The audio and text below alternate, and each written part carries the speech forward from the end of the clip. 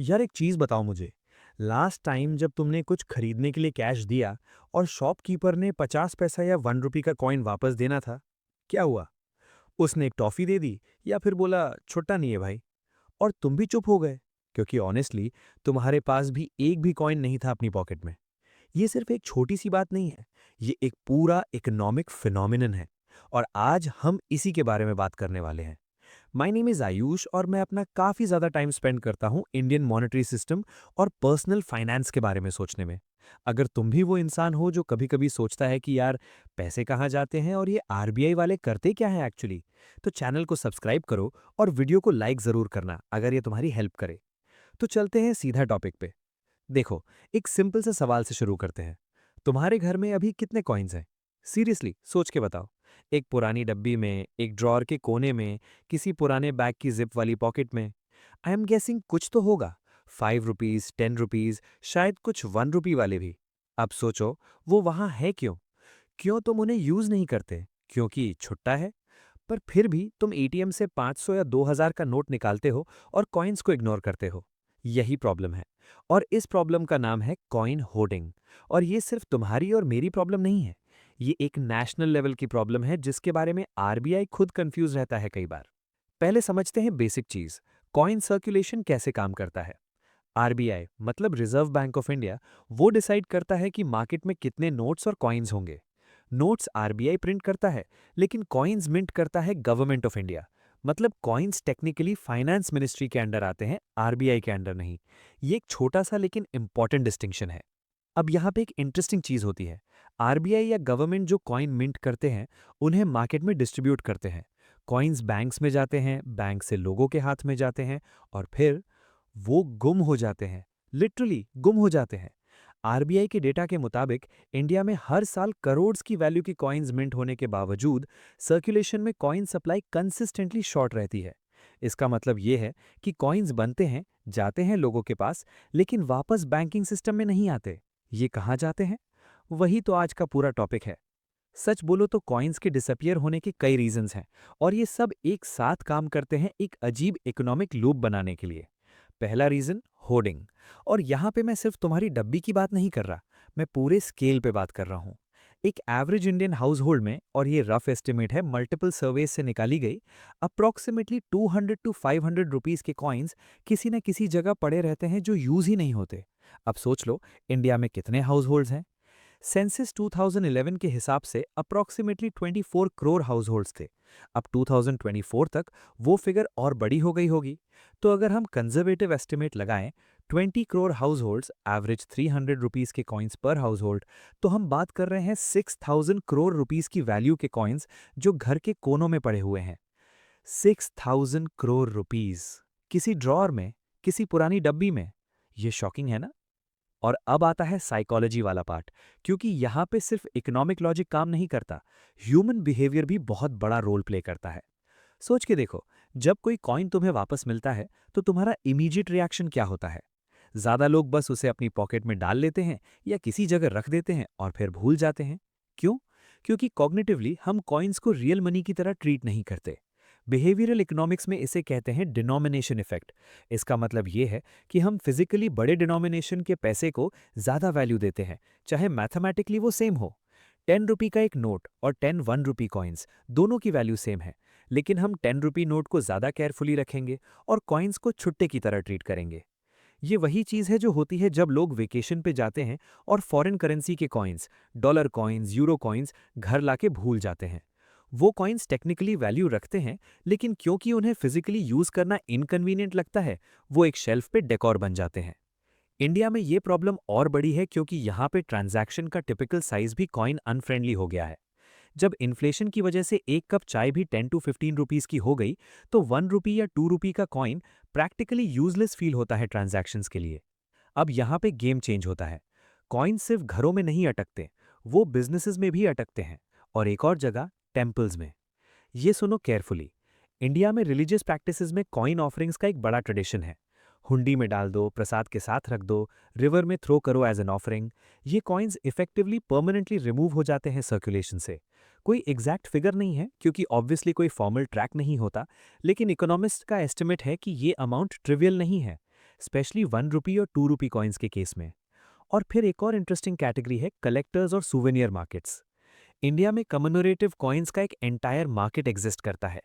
RBI special occasions पे, Republic day, famous personalities की birth anniversaries, sports events, collector coins issue करता है।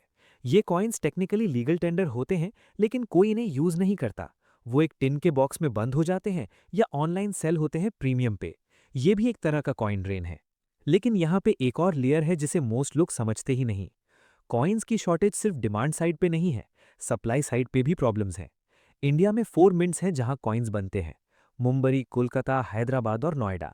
ये मिंट्स मिंट करते हैं coins based on projected demand. लेकिन प्रॉब्लम ये है कि जब कॉइन्स सर्कुलेशन से वापस नहीं आते, तो आरबीआई को रिपीटेडली नए कॉइन्स मिंट करवाने पड़ते हैं सेम डिनोमिनेशन के। ये एक कॉस्टली एक्सरसाइज है। 1 रुपी का कॉइन बनाने में रफली 1.50 रुपीज लगता है। वेट, सुनने में अजीब लगता है ना? एक कॉइन बनाने की कॉस्ट उस कॉइन की फेस वैल्यू से ज्यादा है। इसे कहते हैं सिन्योराज लॉस।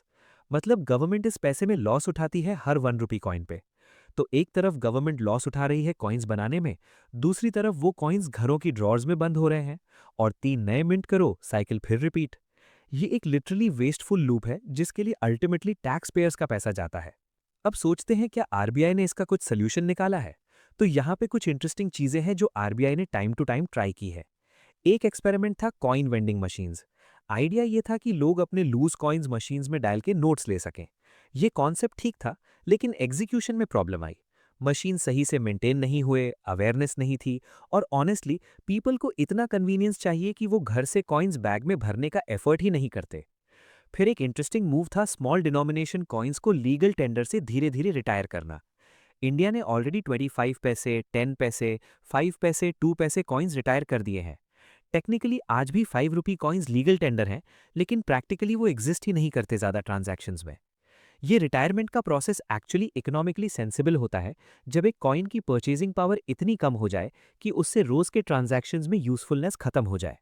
25 पैसे में 1980s में कुछ खरीद सकते थे, 2024 में कुछ भी नहीं। तो रिटायर करना लॉजिकल था। लेकिन 1 रुपी और 2 रुपी कॉइन्स अभी भी टेक्निकली यूजफुल हैं। चाय, बस टिकट्स, लोकल ट्रांजैक्शंस, इन्हें रिटायर करना अभी प्रैक्टिकल नहीं, फिर भी वो डिसअपियर हो रहे हैं।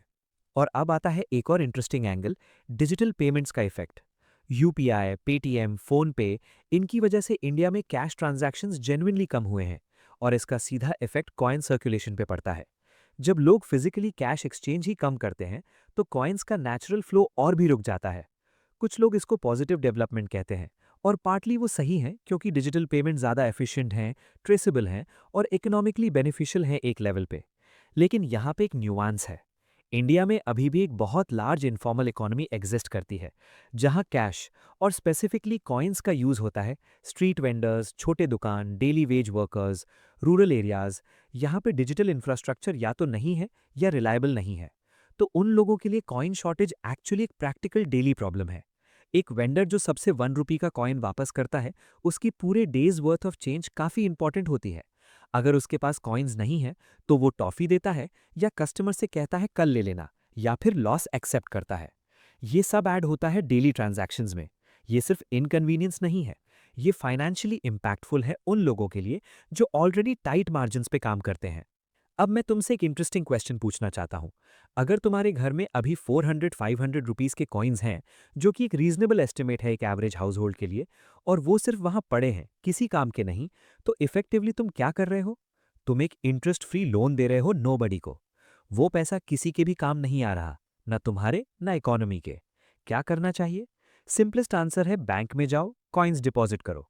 बैंक्स लीगली ऑब्लाइज्ड हैं कॉइन्स एक्सेप्ट करने के लिए। हाँ, थोड़ा इनकन्वीनियंट है। हाँ, काउंटर पे कुछ एटीट्यूड मिल सकता है, लेकिन टेक्निकली ये ऑप्शन अवेलेबल है। या फिर एक ऑप्शन जो मुझे पर्सनली इंटरेस्टिंग लगता है, कॉन्शियसली कॉइन्स यूज करो अपनी डे टू डे ट्रांजैक्शंस में। डेलिबरेटली चेंज देने की कोशिश करो। जब किसी को एग्जैक्ट चेंज चाहिए, देने की कोशिश करो। ये छोटी सी हैबिट सर्कुलेशन इंप्रूव करती है। चलो अब एक लेवल डीपर जाते हैं। इस पूरी चीज का मैक्रो इकोनॉमिक एंगल क्या है? जब कॉइन सर्कुलेशन से बहुत ज़्यादा आउट हो जाते हैं, तो एक चीज़ होती है जिसे इकोनॉमिस्ट्स कहते हैं liquidity squeeze in small denomination transactions. मतलब छोटे ट्रांजैक्शंस के लिए फिजिकल करेंसी की अवेलेबिलिटी कम हो जाती है। इसका एक रिपल इफेक्ट होता है। पहला, राउंडिंग। मैंने अर्लियर टॉफ़ी एग्जाम्पल मेंशन किया था। ये राउंडिंग प्रैक्टिस वाइड स्प्रेड है। टेक्निकली अगर किसी चीज़ की प्राइस 99 रुपीज़ है और तुमने 100 दिए तो 1 रुपी वापस मिलना चाहिए। लेकिन अक्सर नहीं मिलता।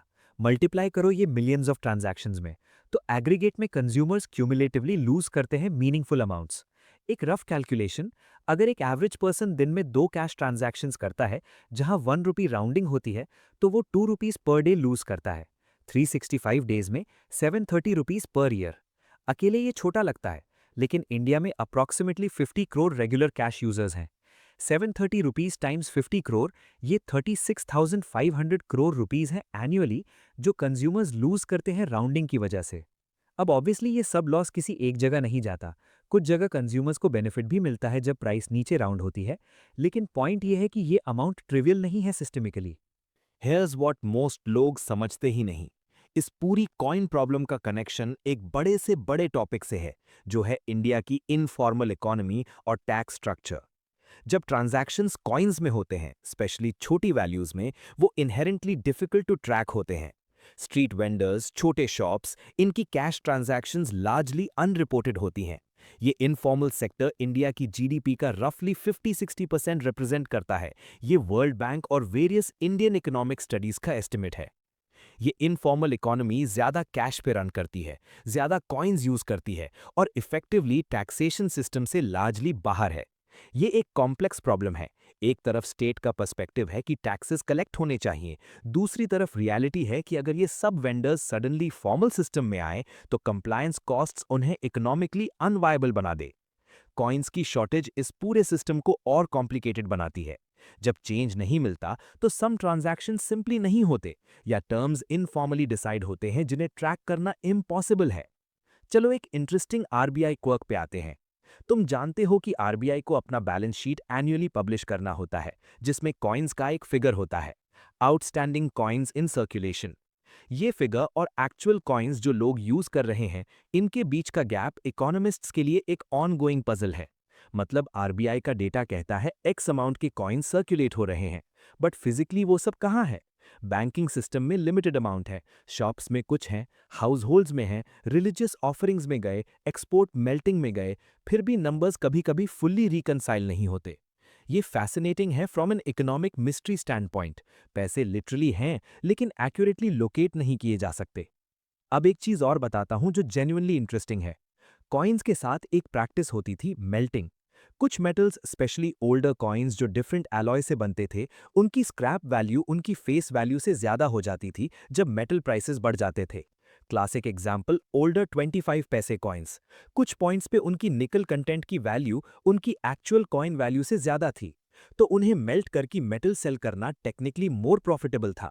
ऑब्वियसली ये इलीगल है, करेंसी डिस्ट्रॉय करना पनिशेबल ऑफेंस है, लेकिन इकोनॉमिकली इंसेंटिव एग्जिस्ट करता था। आरबीआई को एक्चुअली इस वजह से भी कॉम्पोजिशंस चेंज करनी पड़ी कॉइन्स की। आज के कॉइन्स ज्यादा उस पॉइंट पे नहीं है, करंट एलॉयज की scrap value generally face value से बिलो है। लेकिन ये एक फैसिनेटिंग एग्जाम्पल है कि कैसे small economic misalignments unintended behaviours create करते हैं। सच बोलो तो ये कॉइन प्रॉब्लम एक माइक्रोकॉज्म है इंडिया की ब्रॉडर फाइनेंशियल चैलेंजेस का। एक तरफ है एक रैपिडली डिजिटाइजिंग इकोनॉमी जहां UPI daily billions of transactions process कर रहा है, वर्ल्ड रिकॉर्ड्स तोड़ रहा है। दूसरी तरफ है एक मैसिव इनफॉर्मल सेक्टर जहां physical cash down to the last coin still matters enormously for daily survival.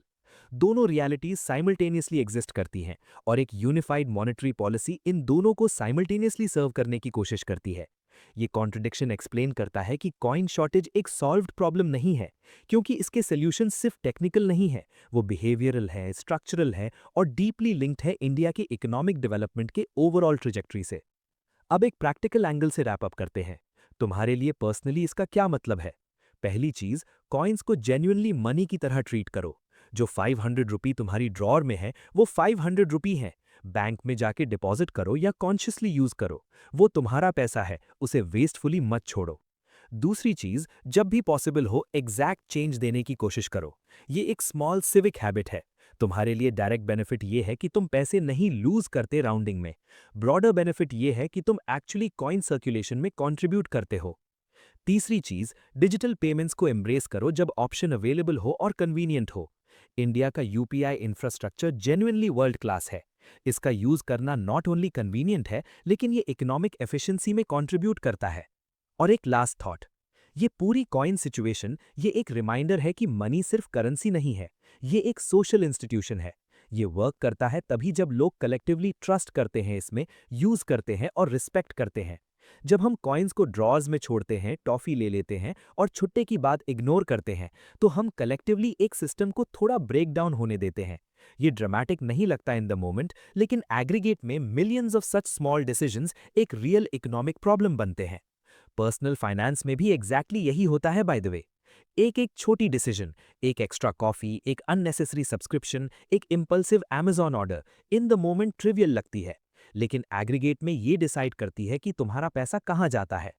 Awareness से बहुत कुछ चेंज होता है, और यही तो इस चैनल का पूरा पॉइंट है कि ऐसी चीजें देखें जो नॉर्मली इग्नोर होती हैं, समझें और बेटर डिसीजंस लें।